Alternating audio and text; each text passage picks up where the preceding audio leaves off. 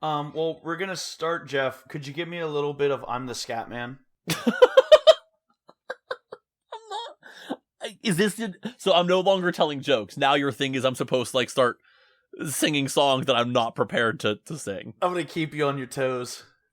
It's like when I used to do karaoke in college. A friend of mine and I would just pick each other's songs. I wouldn't know what I was singing until I walked up. And just quite frankly, I did know because he just made me sing Copacabana every time, so. I feel like you've told me that. Oh, probably. It was a good time. It sounds, who doesn't, Copacabana? Who doesn't love Copacabana? Who doesn't love a little bit of Barry Manilow? Yeah. Every waking hour, I see Barry Manilow. I see Barry Manilow. It's incredible. What is that song You know who we're called? gonna go see? Judas Priest. That song is called Scenario. Scenario, thank you. Hi, I'm Chris. And I'm Jeff, and welcome to the Sound Judgement podcast. Where every episode, we'll be discussing all of the important musical topics, from reviews to which member of Motley Crue is the most vile. I'm gonna judge the officials. I'm gonna judge all the judges. It's gonna take you people years to recover from all my opinions. I'm sorry, what's up? I said, you know who we're gonna go see? Judas Priest. We are in a few weeks. And you know who we just saw? Judas Priest. we saw Judas Priest at home. We have Judas Priest at home. We saw KK's Priest, the spin-off band. I think after we see Judas Priest, I think we should take a few minutes and actually talk about the comparison of the two. Well, actually, so I don't want to get into them too much yet, unless you want to now. No, well, actually, and that's interesting that you say that, because I also have a not now but sometime soon thing. Because I know you like to start this off with what's your history, and I have a bit of an answer with that. But I think sometime it would be fun to do one of our kind of discographies of Judas Priest, because this is one we at least kind of know. You know, we need to talk about Nostradamus, we need to talk about Justice for Jugulator. I know you have a whole PowerPoint presentation on why Rock-A-Rolla needs to be reassessed that you wanted to do. I really do. So I think it would be fun to do that sometime. I could do a deep dive into Judas Priest, especially considering the fact that here, I'll get my thing out of the way. My history of Judas Priest isn't actually that old, but it starts in a weird place. So I was in high school and I was getting really into. Okay, hold on. Here's a rabbit trail for you to follow. Are you ready? All right. Because we've talked about this before. The Love Roller Coaster Scream, right? Yes. The whole story about supposedly someone was murdered during the recording of Love Roller Coaster, right? Yeah. Okay, so when I was really into stuff like that, and I was getting into these weird conspiracies and stuff back before I realized I hated conspiracies, I was getting into backmasking, which is the art of putting messages reversed in songs. And that's how I got into Judas Priest, kind of. Better by you, better than me. No. That's the thing. That's not the one that was brought to my attention. Oh. I didn't know that that's the song that brought them to court. Because the one that I was shown is the very end of Beyond the Realms of Death. That very last, Beyond the Realms of Death, right? Yeah. That one played backwards sounds like he's saying, I took my life, right?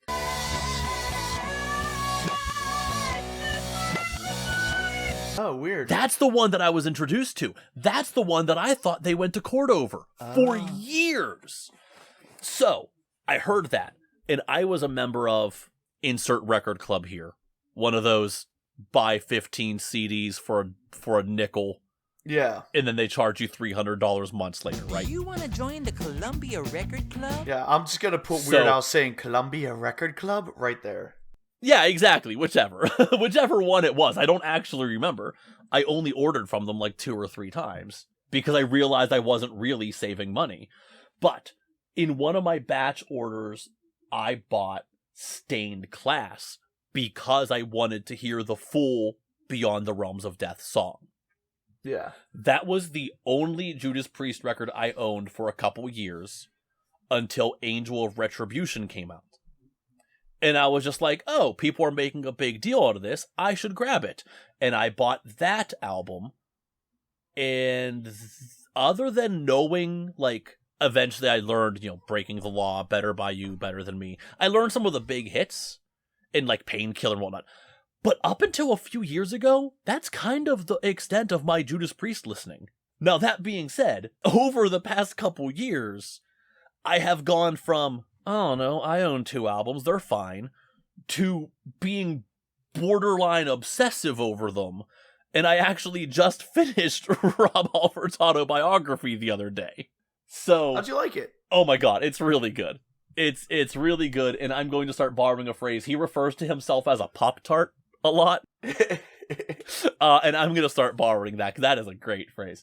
But so I only within the past few years ever even listened to most of their albums, but by that point I have also now listened to I have listened to all of their albums except, which one is it? What's the one that isn't available? Jugulator. Except Jugulator I have not listened to as much. But tonight we only have to talk about... We're only talking about one actual album, but I would like to know, what is your history with the band Judas Priest? Because I'm sure yours goes back a little further than mine. You know what's actually really funny? Is it's not? My beginning with Judas Priest begins very similar to yours. In high school, when I was starting to get into heavy metal, one of the first albums that someone, illegally burned me that wasn't Metallica or Iron Maiden or Slayer was Judas Priest's Stained Class. Oh, no way! Aw. And the second album that I heard was Angel of Retribution, because it was the new one at the time. Oh my god, we probably started listening to Judas Priest at the same time. Probably about. That's actually really funny. Oh my god. And then a couple years later, Nostradamus came out, and I bought that album, and it got me a free ticket in the lawn to see Judas Priest up at Star Lake. Okay. Back when it was Pittsburgh Post-Gazette Pavilion. Post-Gazette Pavilion at the time, yeah. Yeah. And while I was there, so that show was Testament, Motorhead, Dio Sabbath, and Judas Priest, which was a great lineup. That's a great first concert. That is one hell of a lineup. Between Motorhead and Dio Sabbath, someone from a radio station just came up to me and my friend and was like, "You want to go in the pavilion for free?" Yes, please. Yeah, so I got to see Dio Sabbath and Judas Priest from maybe like halfway back in the pavilion. That's for awesome. Free. Based on just listening to Nostradamus, the album. That's so funny. Nothing else good came from that album, that did. Oh, that's funny. That's awesome.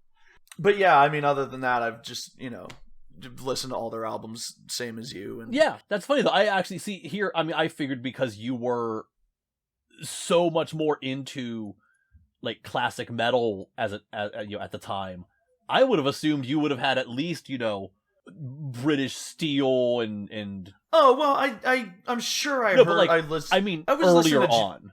Yeah, like in my head, 14-year-old you knew 5 of these albums like the back of your hand. No, but probably 17 or 18-year-old me did. Yeah, okay. I think I probably, like I said, between Angel of Retribution and Nostradamus, I probably did get into their back discography quite a bit. But I remember the second one I went to, like you, was Angel of Retribution, because it was the newest one at the time. That was 2005. I was 15 when that came out. Yep. And I didn't really start getting into it until 16 or 17. I'll be honest, I bought the album, and other than the song Angel, I didn't really care for it until years later.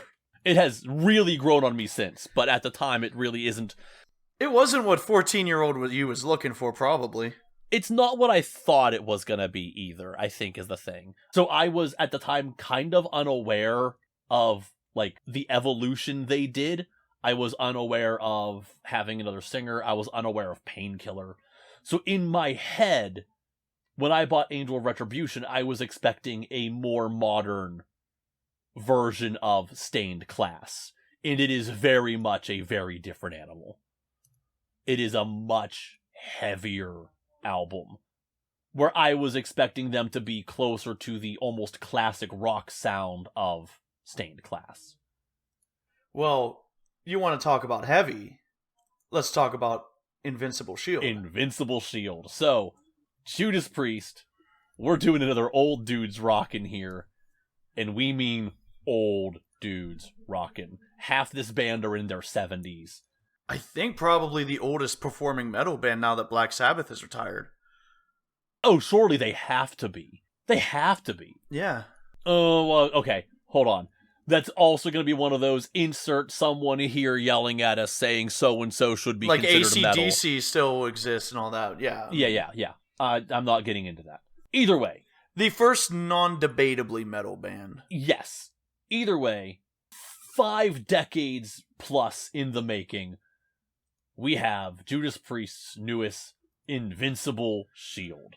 I don't know. Do you have a place you want to start in particular? If we want to talk a little bit more recent history, this is the third Judas Priest album to feature guitarist Richie Faulkner since K.K. Downing departed the band. The first being Redeemer of Souls and the second being Firepower. And I think with Redeemer of Souls, we kind of got off to a bad start. What do you think?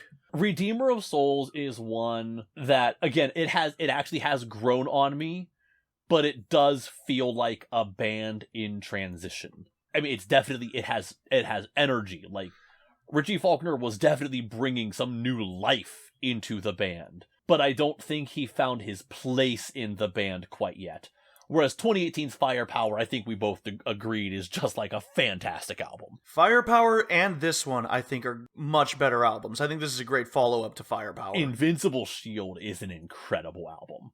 They might not be doing their catchiest music at this point, but they are not slowing down. This is a band that's still firing on, well, to make up Judas Priest pun, all guns blazing. They're not doing their catchiest music, and kind of like what I said when I was talking about Hackney Diamonds by the Rolling Stones. Nobody is coming to this album as their first Judas Priest album, right? I don't think anyone is listening to this and thinking, oh, this is my first time listening to Judas Priest.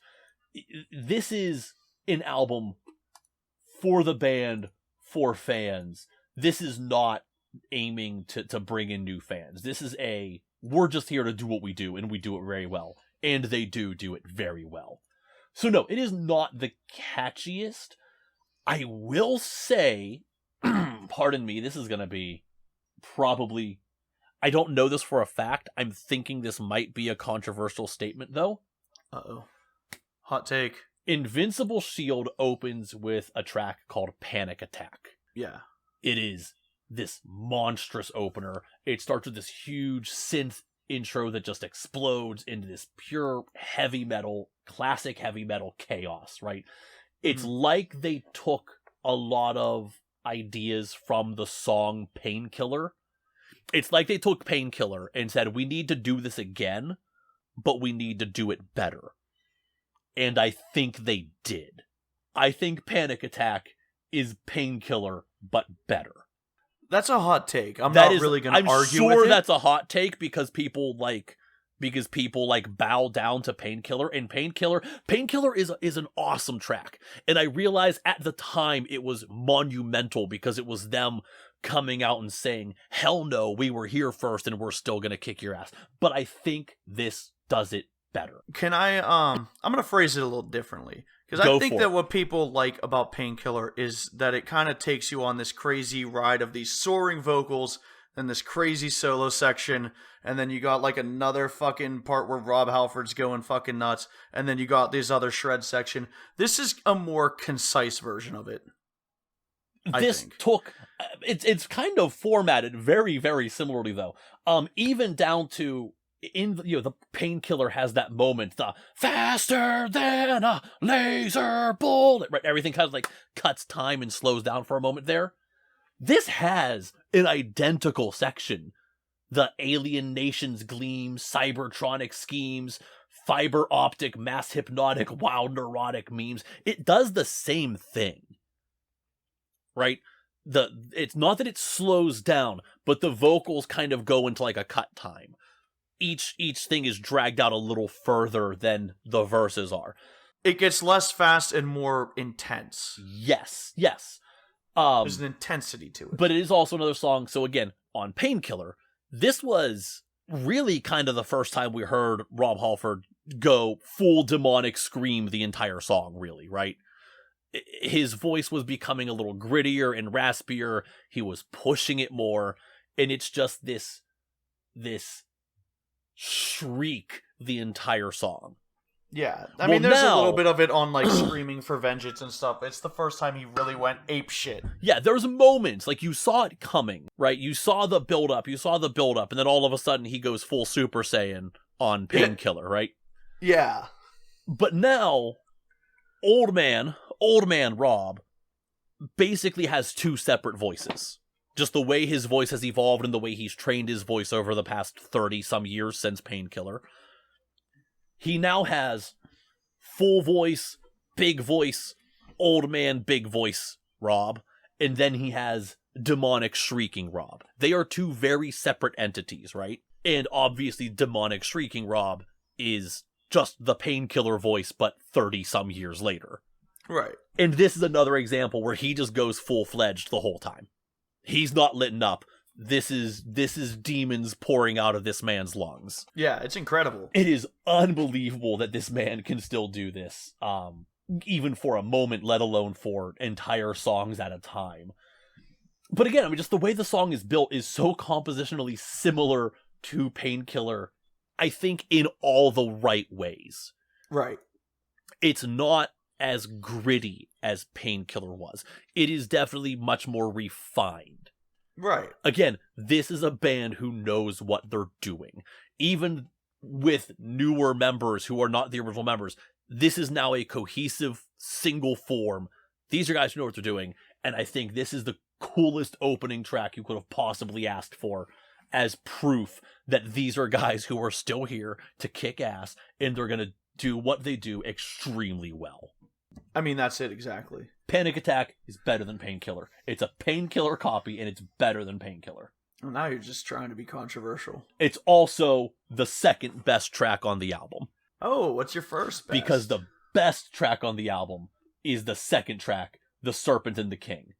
That's an incredible choice. The only thing holding Panic Attack back is I have a really hard time listening to the shrieking voice sing the line "wild neurotic memes" without thinking it's kind of funny, and that pulls Panic Attack just down this one little notch for like losing one me for a rung second down the there. ladder. Now, in all fairness, that is something my opinion I feel like will change with time. As I get a little more used to hearing the word memes shrieked like that, I think it's going to lose its charm, and I'll be able to take it a little more face value. But for right now, I'm putting Serpent and the King on top of it because it doesn't have a line about memes in it.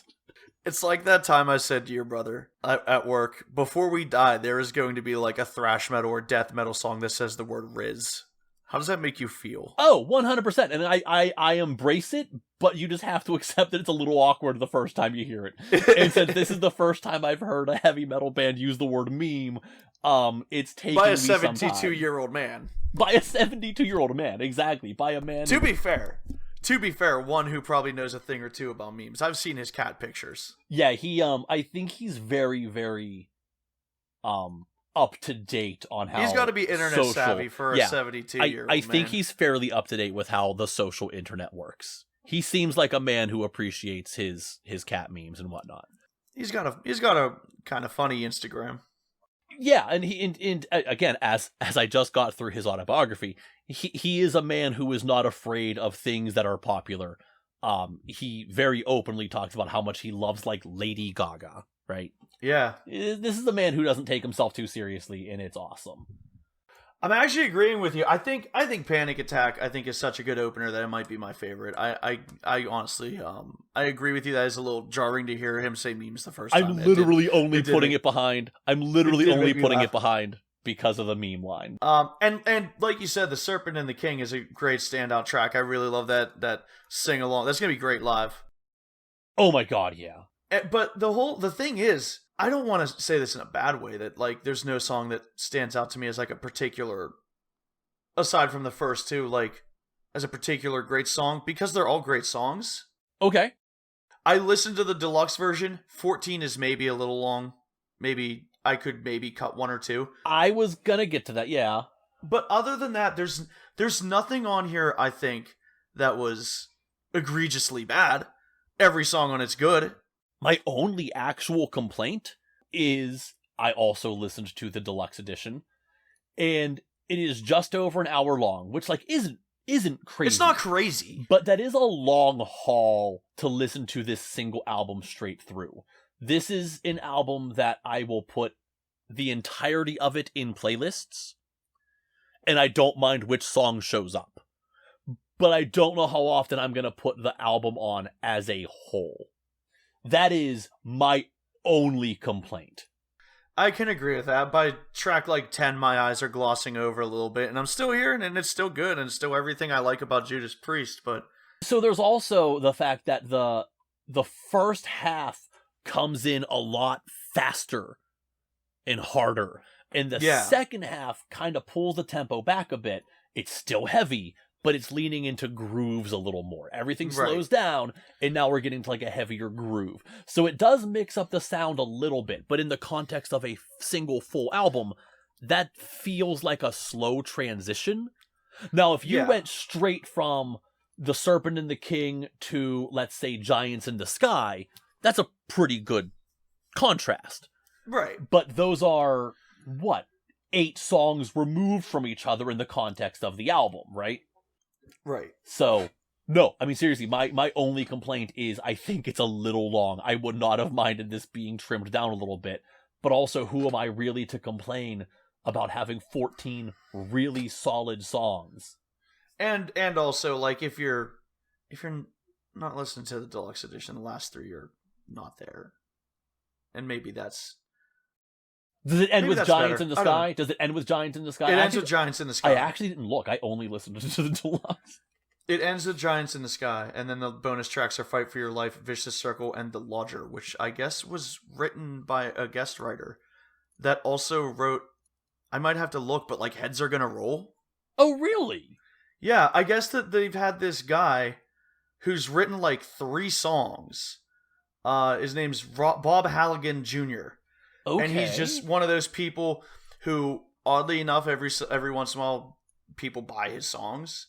And he mostly works in... Wait for this. He mostly works in a band called, excuse me if I pronounce this wrong, Sealy Rain, that combines Celtic rock and contemporary Christian music.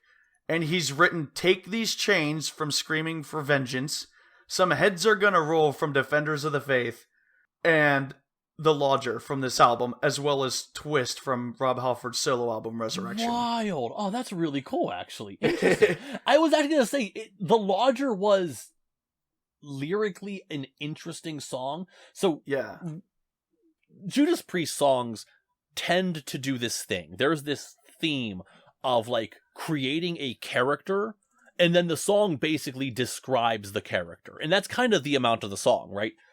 Yeah. Like in this Painkiller. Yeah, like Painkiller isn't like Painkiller is the character. He is the Painkiller, the Sentinel. Crown of Horns in this case is another one where the whole song is just kind of painting this image of a character of whatever sort. I would love like I would love like a full description of like the quote unquote lore of Judas Priest characters.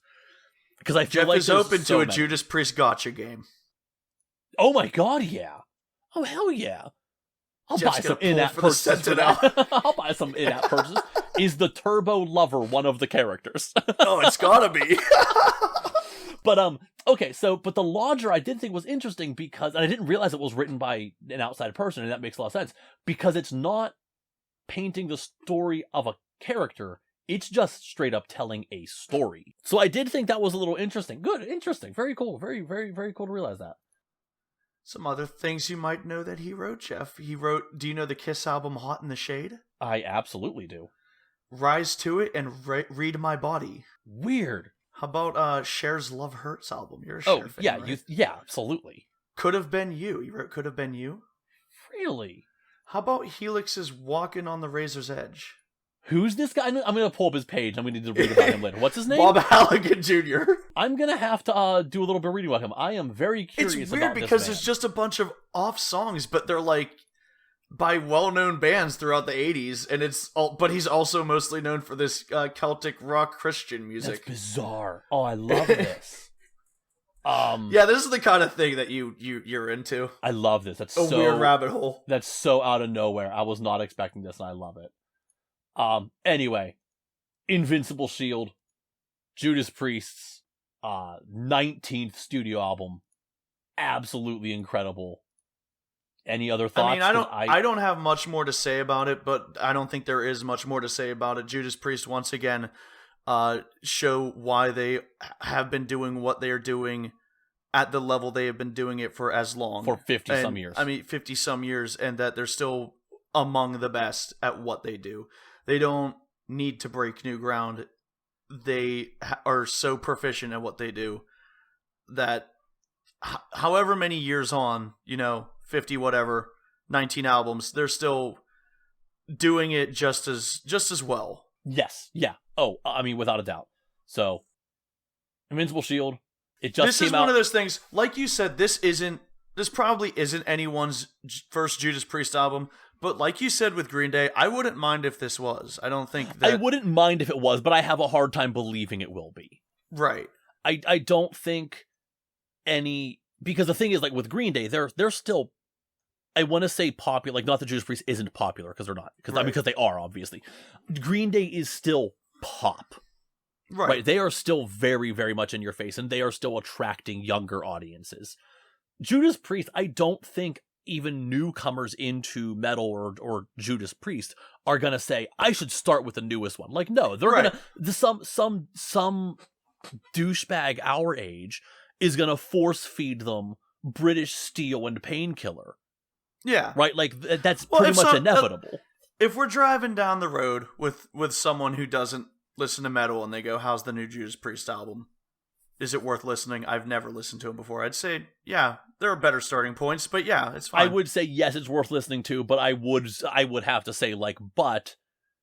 There are better starting points. But there are also just different starting points. Judas Priest is, I mean, let's face it, the difference in sound between Rock-a-Rolla or Sin After Sin to this is, it's 50 years difference. Like, of course it's not going to be the same. Yeah, I mean, two of my favorite albums are Sad Wings of Destiny and Painkiller, and those are two fucking different bands in terms of sound. Those are extremely different sounds. Stellar album, came out on my birthday this year. Happy birthday to me. 5 out of 5 Happy album. birthday to you. I think everything that we're recording tonight came out on your birthday. That's what we're doing. Yeah, this is all albums that came out on my birthday. This is Happy Birthday, Jeff, but it's going to be several weeks late. Yes, but Judas Priest is a 5 out of 5 album. The 5 so out of happy 5 birthday album. to me.